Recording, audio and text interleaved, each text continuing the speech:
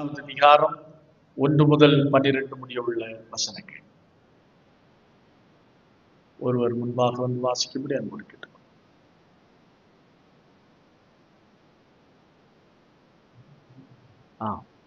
1 to 12.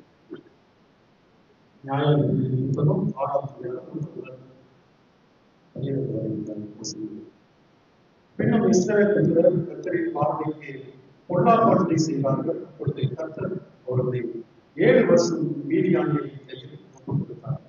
மீதியானியரின் கை இஸ்ரவேலின் மேல் வளர்த்து கொண்டிருந்தபடியாக இஸ்ரவேல் புத்திரர் மீதியானியர் யுத்தம் தங்களுக்கு மலைகளிலும் கெபிகளையும் புகைகளையும் அருளான ஸ்தலங்களையும் அடைக்கலங்களாக்கி கொண்டார்கள்.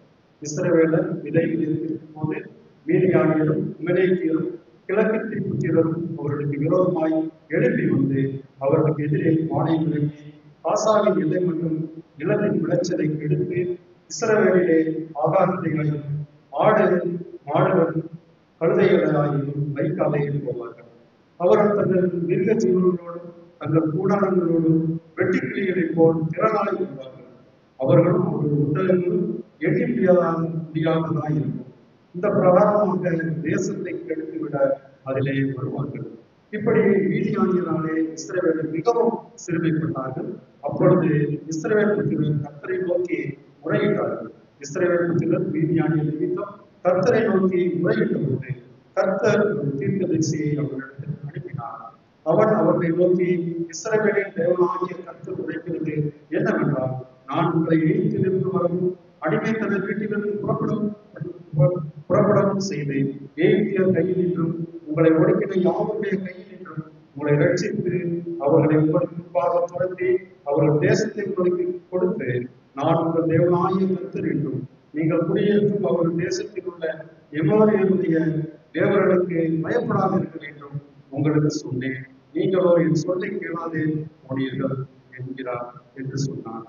அதற்கு பின்பு கர்த்தருடைய தூதனானவர் வந்து அபியேசியரான யோவாசின் ஊராகிய ஒப்ராவில் இருக்கும் ஒரு கர்வாலி மரத்தின் கீழ் உட்கார்ந்தார். அப்பொழுதே அவருடைய குமாரன் கிதியோன் கோதுமையை மீதியானியரின் கைக்கு தப்புவிப்பதற்காக ஆலைக்கு சமீபமாய் அதை போரடித்தான். கர்த்தருடைய தூதனானவர் அவனுக்கு தரிசனமாகி, பராக்கிரமசாலியை கர்த்தர் உன்னோடே இருக்கிறார் என்றார் என்பது.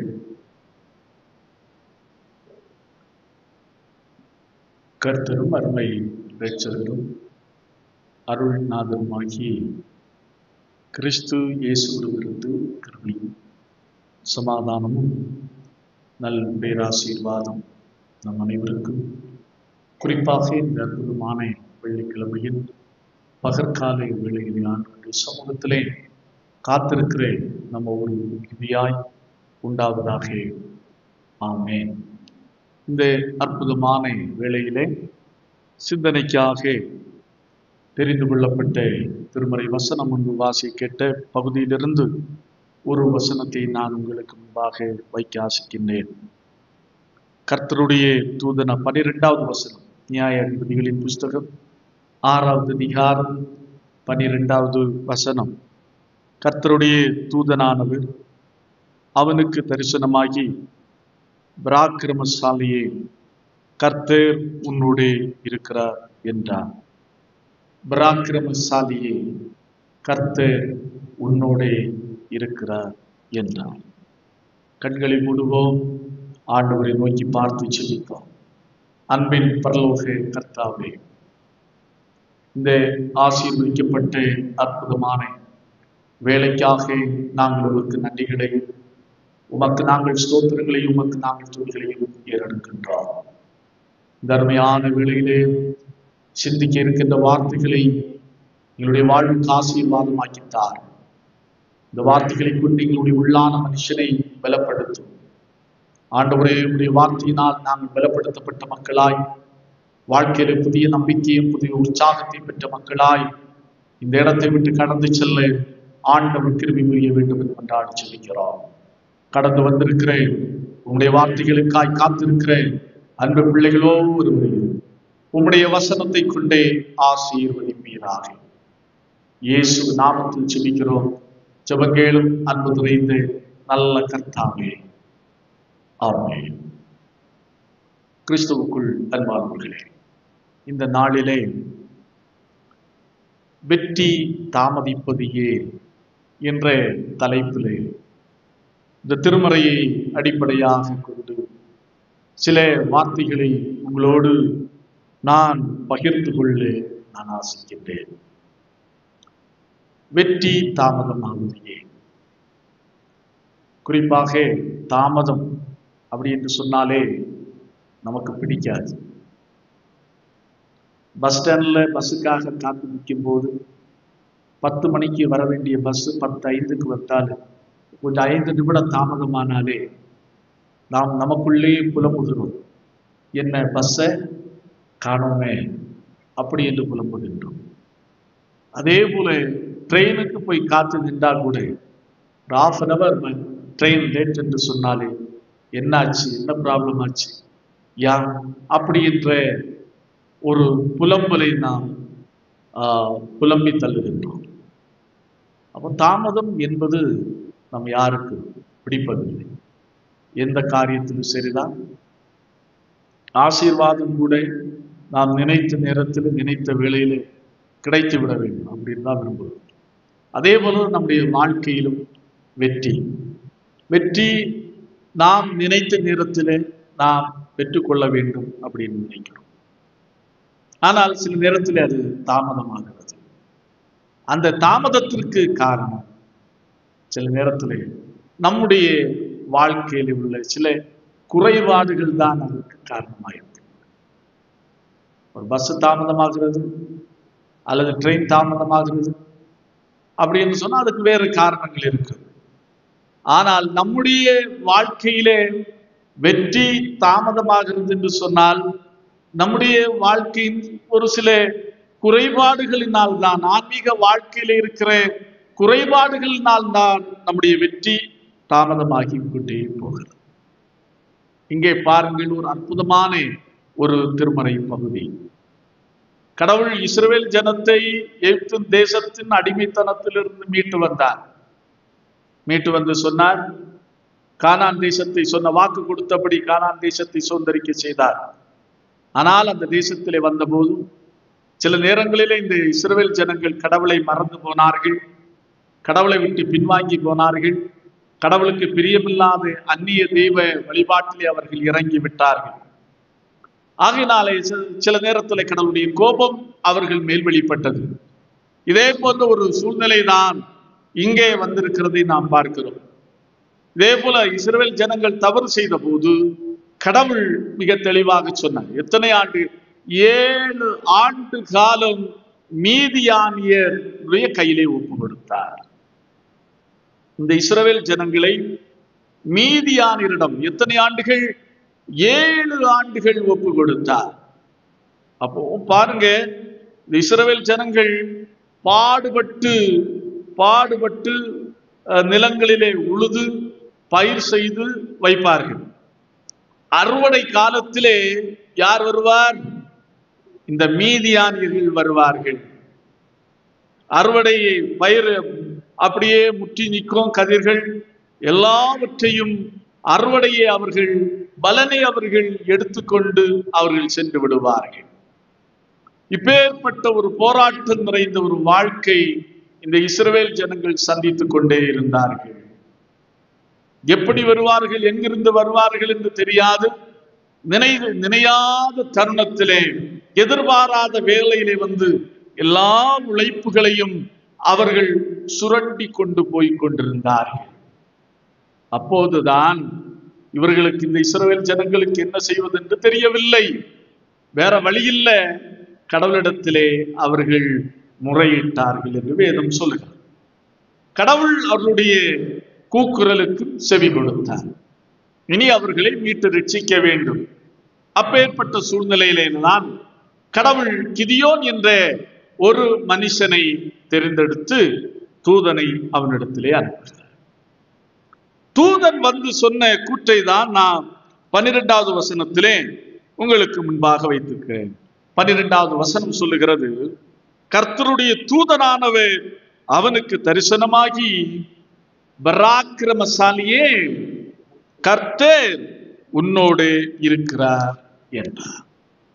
அப்போ கடவுள் இஸ்ரவேல் ஜனங்களை மீதியானியரிடம் இருந்து மீட்கும்படியாக கிதியோனை கடவுள் தெரிந்து கொண்டார். கிதியோனை கடவுள் தெரிந்து கொண்டு தூதனை அவனிடத்திலே அனுப்புகிறார். பராக்கிரமசாலியே, கர்த்தர் உன்னோடு இருக்கிறார் அப்படின்னு சொன்ன உடனே கிதியோன் என்ன சொல்லி இருக்க வேண்டும்? ஆமாண்டவரே, என்ன நான் என்ன செய்ய வேண்டும் அப்படி என்று அவன் கேட்டிருக்க வேண்டும். அவன் பாருங்கள், அவனுடைய செயல்பாடுகளின் நிமித்தமாய் மீதியானியரை முறியடித்து சுதந்திரித்துக் கொள்ள வேண்டிய வெற்றி கொஞ்சம் தாமதமாகிக் கொண்டே போகிறது. கடவுள் அவருடைய கூக்குரலை கேட்டு சரியான தருணத்திலே சரியான நேரத்தில் அவர்களை விடுவிக்க கிதியோனை தெரிந்து கொண்டு தூதனை அவரிடத்திலே அனுப்புகிறார். ஆனால் இந்த கிதியோன் வெற்றியை தாமதப்படுத்திக் கொண்டே போகிறார். அதற்கு காரணம் என்னவென்று சொன்னால் முதலாவது காரணம் அவனுக்குள்ளே எழுந்த சந்தேகம், கடவுளுடைய இருப்பு நிலையை குறித்துள்ள ஒரு சந்தேகம். அதான் வாசியங்கள் பார்க்கலாம். 13வது வசனம் மிக தெளிவாக சொல்லுகிறது. அப்பொழுது கிதியோன் அவரை நோக்கி, என் ஆண்டவனே, கர்த்தர் எங்களோடு இருந்தால் இவையெல்லாம் எங்களுக்கு நேரிடுவானேன்? கர்த்தர் எங்களை எகிப்திலிருந்து கொண்டு வரவில்லையா என்று அவருடைய அற்புதங்கள் எல்லாம் எங்கே?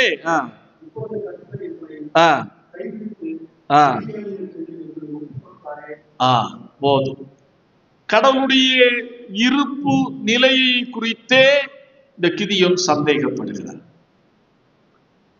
நாங்கள் கேட்டிருக்கிறோம், எங்கள் பிதாக்கள் எல்லாம் சொல்லி இருக்கிறார்கள், தேவனாகிய கர்த்தர் எகிப்தின் அடிமைத்தனத்திலிருந்து அற்புதங்களினாலும் அதிசயங்களினாலும் மீட்டு இந்த கானான் தேசத்தை சுதந்தரிக்க செய்தார் என்று நாங்கள் கேட்டிருக்கிறோம். ஆனால் அப்படி அது உண்மையானால் அப்படிப்பட்ட கடவுள் எங்கே? அவர் செய்த அற்புதங்கள் எல்லாம் எங்கே?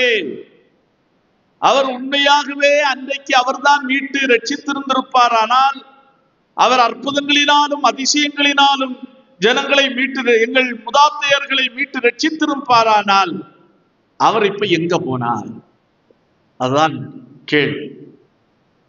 கடவுளுடைய இருப்பு நிலையை குறித்தே சந்தேகத்தை எழுப்புகிறான். ஏன் என்று சொன்னால், வாழ்க்கையிலே அவ்வளவு வேதனை, அவ்வளவு துயரம், அவ்வளவு ஆதங்கம், உடைந்த நிலையிலே கிதியோனும் இஸ்ரவேல் ஜனங்களும் இருந்து கொண்டிருக்கிறார்கள். நாம் கிறிஸ்துவுக்குள் அன்பானவர்களே, நாம் சிந்திக்க வேண்டும்.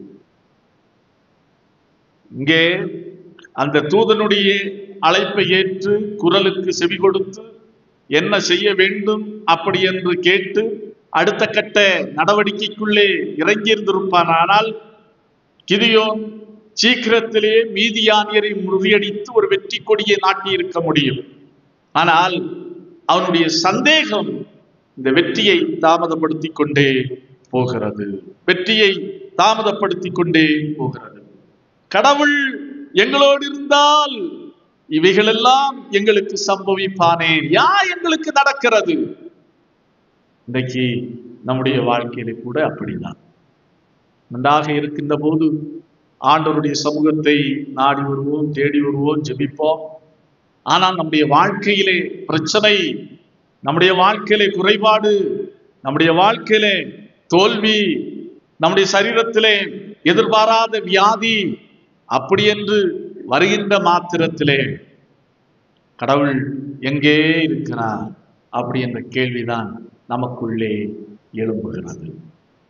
நான் இவ்வளவு கடவுளை தேடி இருக்கிறேன், இவ்வளவு கடவுளை பற்றுறுதியாய் பிடித்திருக்கிறேன், அப்பேற்பட்ட எனக்கு ஏன் இந்த சோதனை, ஏன் இந்த வேதனை, ஏன் இந்த துயரம், ஏன் இந்த நோய்? அப்படி என்றுதான் நம்முடைய வாழ்க்கையிலே அங்கலாய்க்கிறோம். அப்படி என்று சில நேரத்திலே கடவுளுடைய இருப்பு நிலையை சந்தேகிக்கிறோம். ஏன் கடவுள் மௌனமாய் இருக்க வேண்டும்?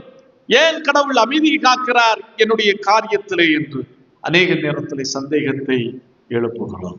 ஆகையினாலே சந்தேகம்தான் அநேக நேரத்திலே கடவுளுடைய அற்புதத்தை ருசிப்பதற்கு தடையாய் இருக்கிறது.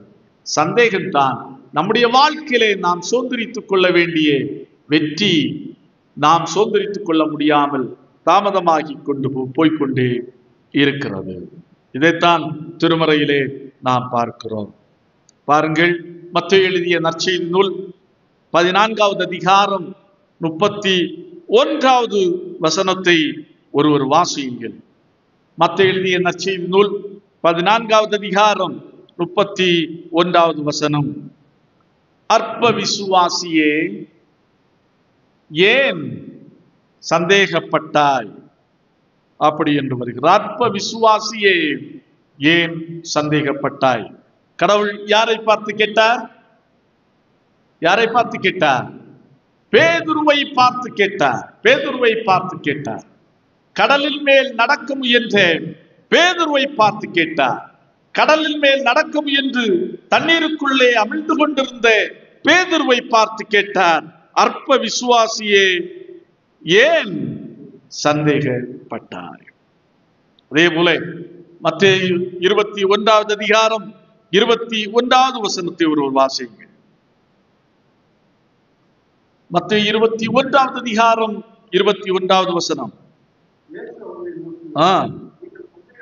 நீங்கள் சந்தேகப்படாமல் விசுவாசம் உள்ளவர்களாய் இருந்தால்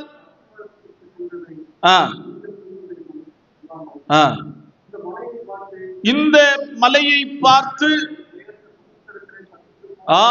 பெயர்ந்து சமுத்திரத்திலே தள்ளுண்டு போ என்று சொன்னாலும் அப்படியாகும். போதும்.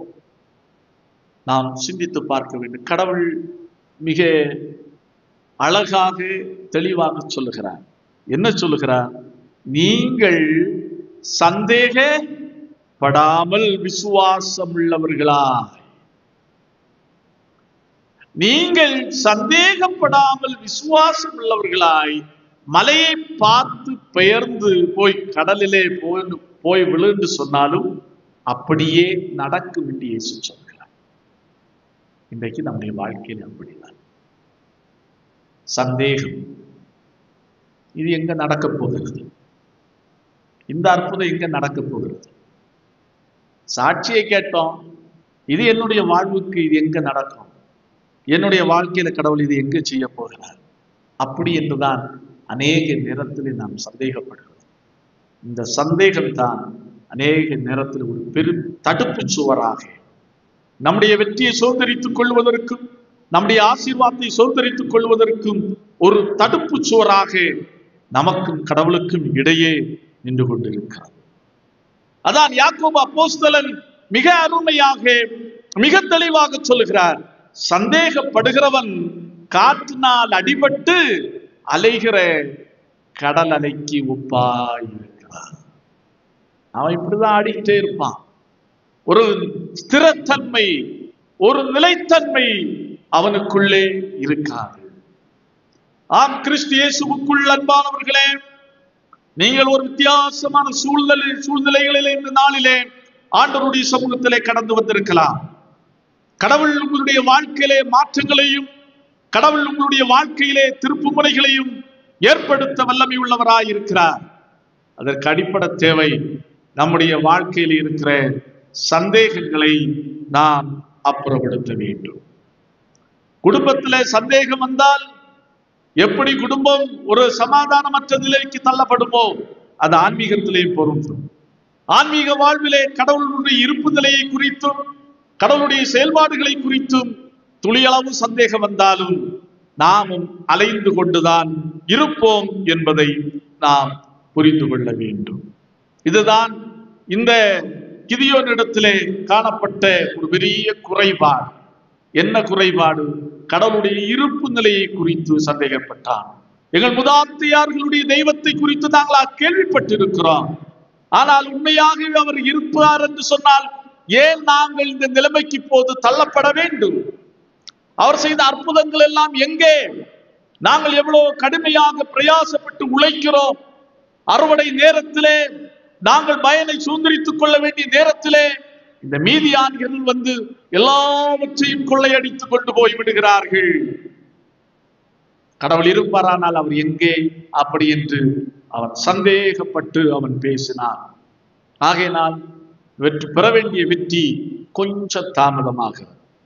அடுத்து இரண்டாவது காரணம் பாருங்கள், நியாயாதிபதிகள் 6வது அதிகாரம் 15வது வசனம்.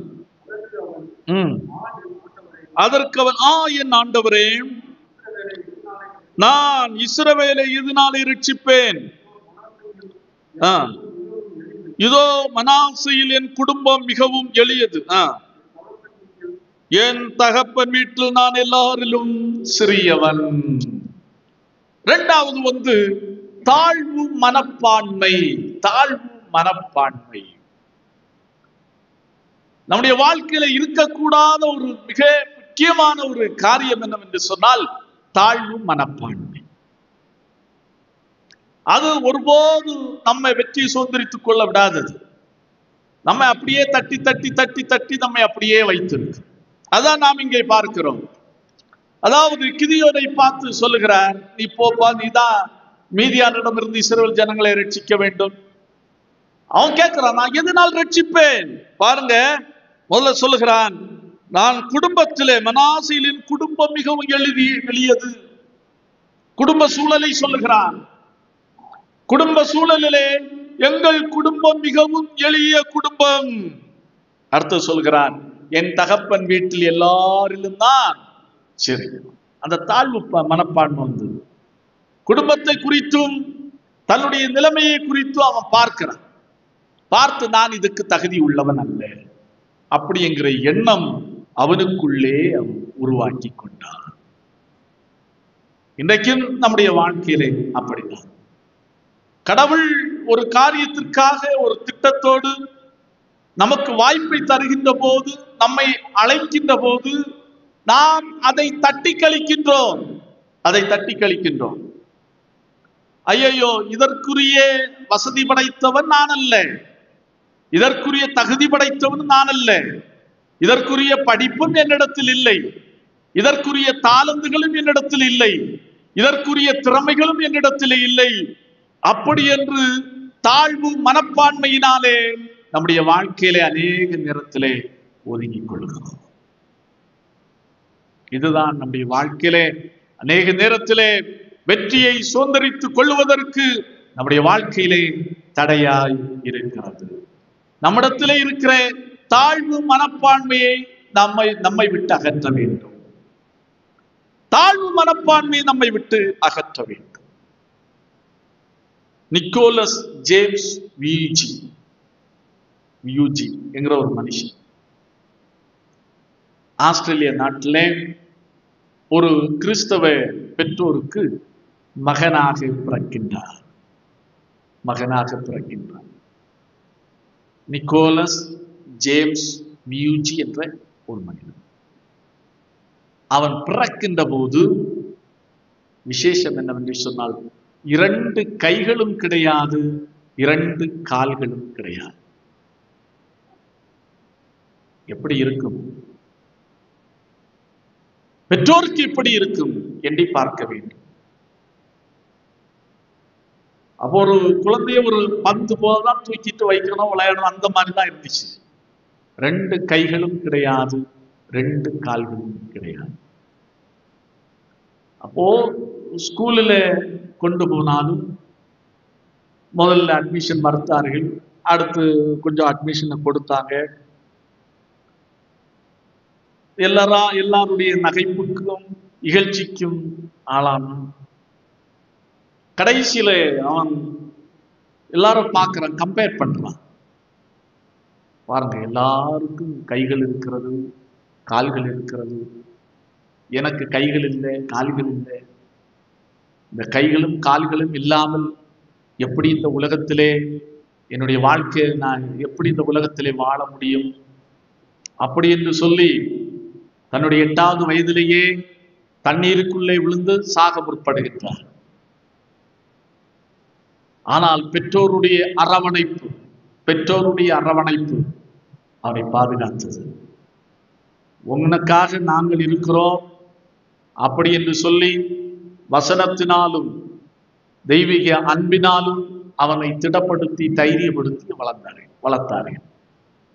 அப்படியே கொஞ்சம் கொஞ்சமாக வளர்ந்து ஒவ்வொரு காரியத்திலும் தன்னை ஈடுபடுத்திக் கொள்ள ஆரம்பிக்கிறார். தானாகவே முயன்று கைகளும் கால்களிலும் இல்லாத சூழ்நிலையில எல்லாம் பிரஷ் பண்ண பழகுறார். அடுத்து நீச்சல் அடிக்க பழகுறார். இதெல்லாம் இன்றைக்கு நீங்க யூடியூப்ல போனா தெளிவாக பார்க்க முடியும். அப்பேற்பட்ட ஒரு மனிதன் கடைசியில 2005வது ஆண்டு ஆஸ்திரேலியாவிலே சிறந்த மனிதனுக்கான ஒரு விருதை ஆஸ்திரேலிய அரசு கொடுக்கிறது. 2 கைகளும் இல்லை, கால்களும் இல்லை. இன்றைக்கு அருமையான மனைவியோடு பிள்ளைகளோடு வாழ்ந்து கொண்டிருக்கிறார். உலகெங்கும் போய் இயேசுனுடைய அன்பை பிரசங்கிக்கிறார். அதோடு மட்டுமல்லாமல் நம்பிக்கை இழந்து கிடக்கிற, அதே போல தாழ்மை மனப்பான்மை கொண்டு கிடக்கிற மக்களுக்கு நம்பிக்கை ஊட்டுகிற ஒரு மனிதனாக இருக்கின்றார். அப்போ நாம் ஏமாற்றணும். கடவுள் நமக்கு அருமையான கைகளையும் கால்களையும் தந்திருக்கிறார். ஆனா நாம் நமக்குள்ளே தாழ்வு மனப்பான்மை கொண்டு நம்முடைய வாழ்க்கையிலே முடங்கி கிடக்கிறோம். எனக்கு தகுதி இல்லை, அதற்கு நான் லாயக்கு இல்லை, இந்த நிலைக்கு நான் உயர்வடைய முடியுமா, அதெல்லாம் எனக்கு ஒரு துளியளவும் சாத்தியம் இல்லை, அப்படி என்று சொல்லி நமக்கு நாமே தீர்மானித்துக் கொண்டு முடங்கி கிடக்கிறோம். இதுதான் கிதியோன் சொன்னார். மனாசையில் எங்க குடும்பம் எழுதுப்பா, எங்க குடும்பம் எல்லாம் பெரிய அளவுல படிப்பில்லை, பெரிய அளவுல வசதி இல்லை, நாம் சொல்லுவோம் இல்லை. அதே போலதான் மிகவும் எளிய குடும்பம். அதிலும் சொல்லுகிறான், நான் எல்லாரும் சிறிய, நான் சின்னவன், இதை விட வலிமை மிக்கவர்கள், என்னை விட ஆற்றல் மிகுந்தவர்கள், என்னை விட திறமையானவர்கள், என்னை விட தைரியசாலிகள் எல்லாம் இருக்கிறார்கள், எல்லாத்திலையும் நான் சின்னவன், அப்படி என்று தன்னை தாழ்வு மனப்பான்மை வெளிப்படுத்துகிறான். ஆகையினால்தான் இன்னும் தூதன் அவனை கன்வின்ஸ் பண்ண திருப்பி பேச வேண்டியதாக இருக்கிறது. ஆகையினால் வெற்றி தாமதமாகி கொண்டே போகிறது. மோசையும் அப்படித்தான் செய்தார். கடவுள் அழைத்தார், நான் உன்னை இஸ்ரவேல், அதாவது எகிப்து தேசத்திலிருந்து இஸ்ரவேல் ஜனங்களை விடுவித்து கானான் தேசத்துக்கு வழி நடத்த உன்னை நான் தலைவனாக தெரிந்து கொண்டிருக்கிறேன். அதற்கு அவன் சாக்கு போக்குகளை சொன்னான் பாருங்க. நான் வாக்கு அதாவது நான் எம்மாத்திரம், நான் வாக்கு வல்லவன் அல்ல, நான் திக்குவாயினும் மந்தவாயும் உள்ளவன். இதுதான் மோசே தன்னை குறித்து எண்ணிக்கொண்டே இருந்தான். இதுக்கெல்லாம் நான் தகுதி உள்ளவன் அல்ல, நான் திறமை இல்லை, பேச்சு திறமை இல்லை, நான் எம்மாத்திரம், திக்குவாயு மந்தவாயு, இதெல்லாம் என்ன கொண்டு எதுவுமே செய்ய இயலாது, இந்த காரியத்துக்கு நான் பொருத்தமானவன் அல்ல, அப்படி என்று தாழ்வு மனப்பான்மை கொண்டவனாய் சாக்கு போக்குகளை சொல்லி அவன் தப்பித்துக் கொள்ள முயற்சித்தான்.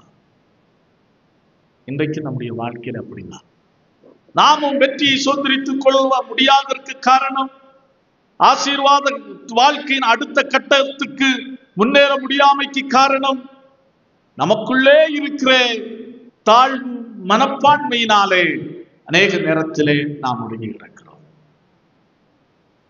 இது என்னால் சாத்தியமில்லாத காரியம், இது என்னால் முடியாத காரியம், இதற்கு நான் தகுதியுடையவன் அல்ல என்று சொல்லி அநேக நேரத்திலே நாம் சொல்லுகிறோம்.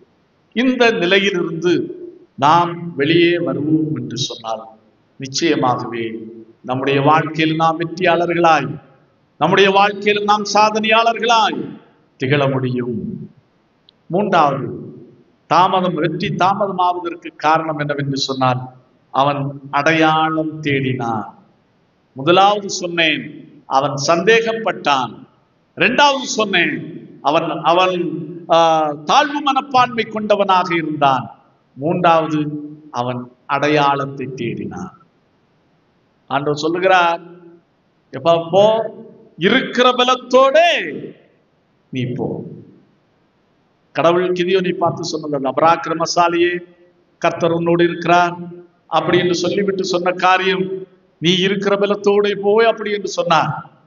ஆனால் அவன் போகல, தயங்கிக் கொண்டே இருக்கிறான். இப்போது மூன்றாவது அவன் செய்கிற காரியம் என்னவென்று சொன்னால், அடையாளத்தை தேடுகிறான். சரி, எல்லாம் சொல்லுகிறீர்கள் ஆண்டவரே, அப்ப இதுக்கு என்ன அடையாளம்? நீர் என்னோடு இருப்பீர், நீர் எனக்கு வெற்றியை தருவீர் என்பதற்கு என்ன அடையாளம்? எதை வைத்து நான் போவது? மோசையும் அப்படிதான் கேட்டான். நீ போ, நான் உன்னை அனுப்புகிறேன் என்று சொல்லும் போது, என்ன ஆண்டவரே, நீ சும்மா சொல்லுகிறீர், போங்கள் என்று சொல்லுகிறீர், நான் எப்படி போக முடியும்? அவர்கள் என்ன, கடவுளுடைய நாமம் என்ன என்று கேட்டால் என்ன சொல்லுவது? அப்படி என்றெல்லாம் கேள்வி மேல் கேள்வியை கடவுளிடத்திலே தொடுத்து கொண்டிருந்தான் மோசே. அதே போல இங்க கிதியோன் அடையாளத்தை கேட்கிறார். அப்போ கடவுள், ஓகே, நீ கேட்கிற அடையாளத்தை செய்யறான்ப்பா அப்படி என்று சொல்லி அடையாளத்தையும் காண்பிக்கிறார். ஆனாலும் அவனுக்கு முழுமையான தைரியமும் முழுமையான ஆற்றலும் அவனுக்கு உள்ளே வரவில்லை. கேட்கிறான், என்ன அடையாளத்தை கேட்கிறான்? ஆண்டவரே, இதோ தோலிலான அந்த ஒரு தோல், இதை நான் போடுறேன், நீர் உண்மையாகவே இது உம்முடைய காரியமாக இருக்கும் என்று சொன்னால் அந்த தோலில மட்டும் பனி பெய்யட்டும், பூமி எங்கும் அப்படியே வெறுமையாக இருக்கட்டும். ஓகே, நீ கேட்கிறபடியாக கடவுள் அப்படின்னு சொல்கிறார். அப்படியே அந்த தோலில மட்டும் பனி பெய்திருக்கிறது, மற்றபடியெல்லாம் வறட்சியாக வெறுமையாக காய்ந்து போயிருக்கிறது. அப்ப இவன் தோலை பிடித்து தண்ணீர் எடுக்கிறான் கிண்ணத்திலே. அடுத்து மீண்டும் அடையாளத்தை கேட்கிறான். ஆண்டவரே, ஒரு தடவை கூட பொறுத்துக் கொள்ளும், ஒரு முறை கூட பொறுத்துக் கொள்ளும் அப்படி என்று சொல்லிவிட்டு, இப்போது இந்த தோல் மட்டும் வெறுமையாக இருக்கட்டும், பூமி எங்கும் நனைந்து இருக்கட்டும் அப்படின்னு கேட்ட போது அதுவும் அப்படியே நடக்கும். இப்படி அடையாளத்தை தேடிக்கொண்டிருக்கிறார். இன்றைக்கு நம்முடைய வாழ்க்கையிலே ஒரு திடமான விசுவாசம் நமக்குள்ளே இல்லாமல் நாம் அடையாளத்தை தேடிக்கொண்டிருக்கிறோம். அடையாளத்தை தேடிக்கொண்டிருக்கிறோம். அப்போ அதுதான் ஏசாயா தீர்க்கதரிசியின் புஸ்தகத்திலே பார்க்கின்ற போது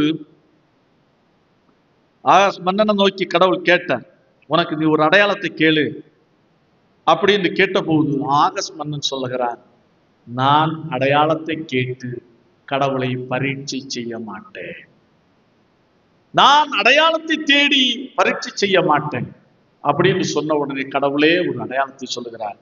சரி, நீ கேட்கல, பரவாயில்ல, உன்னை நான் பாராட்டுகிறேன் அப்படி என்று சொல்லிவிட்டு கடவுளே ஒரு அடையாளத்தை கேட்கிறார். இதோ கன்னிகை கற்போதியாகி ஒரு குமாரனை பெறுவார், இயேசு என்று பெயரிடுவாயாக. அப்போ இதுதான் இன்றைக்கு நாம் அடையாளத்தை தேடிக்கொண்டு அலைகிற மக்களாக இருக்கிறோம். ஏதாவது ஒன்று தெரியட்டும், இந்த காரியம் செய்யணுமா செய்யக்கூடாதா அப்படி என்பது ஏதாவது ஒரு வகையிலே கடவுள் வெளிப்படுத்தட்டும் அப்படி என்று நாம் அநேக நேரத்திலே அடையாளத்தை தேடிக்கொண்டிருக்கிறோம். ஆகையினாலே தான் கிடைக்க வேண்டிய வெற்றி நமக்கு தாமதமாகி கொண்டிருக்கிறது. கடவுள் சொல்லுகிறார், பராக்கிரமசாலினி, இருக்கிற பலத்தோட போ, வெற்றியை சுதந்திரித்துக் கொள் அப்படி என்று சொன்ன பிற்பாடும் போக முடியவில்லை. அவன் அடையாளத்தை தேடிக்கொண்டிருக்கிறான். இதுதான் பரிசேயருடைய சதிசேயருடைய வாழ்க்கையிலும் நாம் பார்க்கிறோம். இயேசுனுடைய அற்புதங்களை எல்லாம் அவர்கள் பார்க்கிறார்கள், இயேசுனுடைய அற்புதங்களை எல்லாம் அவர்கள் கேட்கிறார்கள். ஆனாலும் இயேசுவை அவர்களால் விசுவாசிக்க முடியவில்லை, இயேசுவை அவர்களால் நம்ப முடியவில்லை. அவர்கள் என்ன செய்கிறார்கள்? அடையாளத்தை கேட்கிறார்கள். இவ்வளோ அற்புதங்கள், முடவர்கள் எழுப்பி நடக்கிறார்கள், பார்வையற்றவர்கள் பார்க்கிறார்கள், குஷ்டரோகிகள் சொஸ்தமாகிறார்கள், மரித்தவன் கூட உயிரோடு எழுப்பப்பட்டான். ஆனாலும் இந்த பரிசேயர்கள், இந்த சதுசேயர்கள் இயேசுவிடத்தில் என்ன கேட்டார்கள் என்று சொன்னால் அடையாளத்தை கேட்டார்கள். அடையாளத்தை கேட்டார்கள். ஆம், கிறிஸ்து இயேசுவுக்குள் அன்பானவர்களே, நாமும் அடையாளத்தை தேடுகிற மக்களாக அல்ல, விசுவாசத்தோடு முன்னேறி செல்லுகிற மக்களாக திகழ வேண்டும். விசுவாசத்தோடு முன்னேறி செல்லுகிற மக்களாக திகழ வேண்டும். இந்த காரியத்திற்காக நான் போறேன், ஆண்டவர் எனக்கு நிச்சயமாய் இந்த காரியத்தில் எனக்கு வெற்றியை தருவார். ஏனென்று சொன்னால் அவர் இந்த வெற்றியை குறித்து எனக்கு உறுதிப்படுத்தி இருக்கிறார் என்ற நம்பிக்கையோடு நாம் கடந்து சென்றால், நம்பிக்கையோடு ஒவ்வொரு அடிகளை எடுத்து வைத்தால் நாம் வெற்றியாளர்களாக திகழ முடியும்.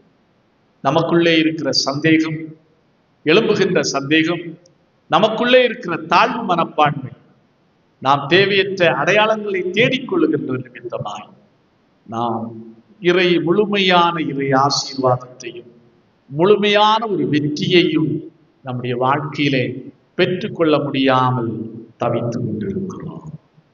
ஆண்டவர் அழைக்கிறார், நம்முடைய வாழ்க்கையில் இருக்கிற சந்தேகத்தை அகற்ற அழைக்கிறார், நம்முடைய வாழ்க்கையில் இருக்கிற தாழ்வு மனப்பான்மையை அகற்ற அழைக்கிறார், நம்முடைய வாழ்க்கையில தேவையற்ற தேடலை அகற்றிவிட்டு ஆண்டவரை உறுதியாய் பற்றி கொண்டு முன்னேறி செல்ல அழைக்கிறார். பாருங்கள், சாதாரண ஒரு மனாசையில் சிறிய குடும்பம், இந்த குடும்பத்தில் இருக்கிறதுலே சிறியவன் நான் என்று சொன்ன இந்த கிதியோனை கொண்டுதான் கடவுள் மீதியானியரை தோற்கடித்தார். மீதியானியரை தோற்கடித்து இஸ்ரவேல் மக்களுக்கு ஒரு ஜெயத்தை தேடி தந்தார். அதே ஆண்டவர் இன்றைக்கும் வல்லமை உள்ளவராய், இன்றைக்கும் அதிசயங்களை செய்கின்ற ஆண்டவராய் நம்முடைய வாழ்க்கையிலே இருக்கிறார். ஆகவே அவன் நம்பிக்கை சந்தேகங்களை போக்குவோம், தாழ்வு மனப்பான்மையை அகற்றுவோம், தேவையற்ற தேடல்கள், அடையாள தேடல்களை எல்லாம் விட்டுவிட்டு கடவுளை உறுதியாக நாம் பற்றி கொள்வோம்.